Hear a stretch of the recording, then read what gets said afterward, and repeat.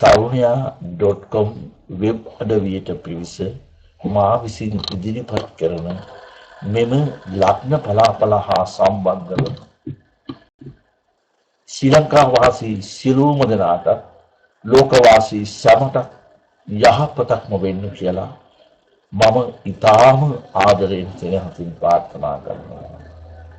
2014 වූ මාර්තු මාස 10 වන සවුන්දා දින සිට 2014 වූ මාර්තු මාස 17 වන සවුන්දා දින දක්වා ලග්න 12ට අනුව ලග්න පලාපල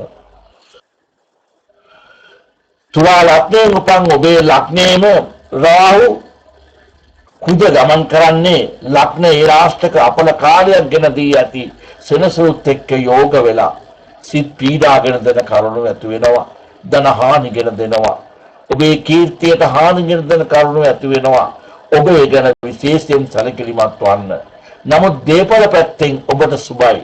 දේපල අවුල් නිරවුල් වෙනවා. යාන වාහන ඇති අයට ඒවයින් ලාභ ලැබෙනවා. ඥාතීන්ගෙන් උදව් ලැබෙනවා.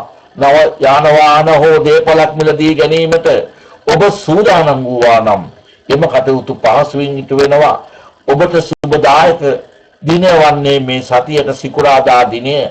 ඔබට අසුබදායක දිනය වන්නේ ඉරිදා දිනය. ඔබට සුබ අංකය වන්නේ අංක 9.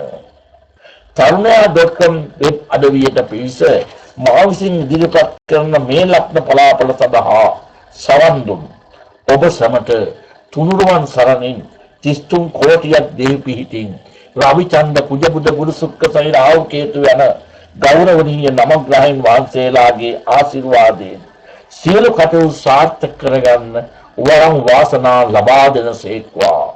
ඔබ සමට තෙරුවන් සරණයි.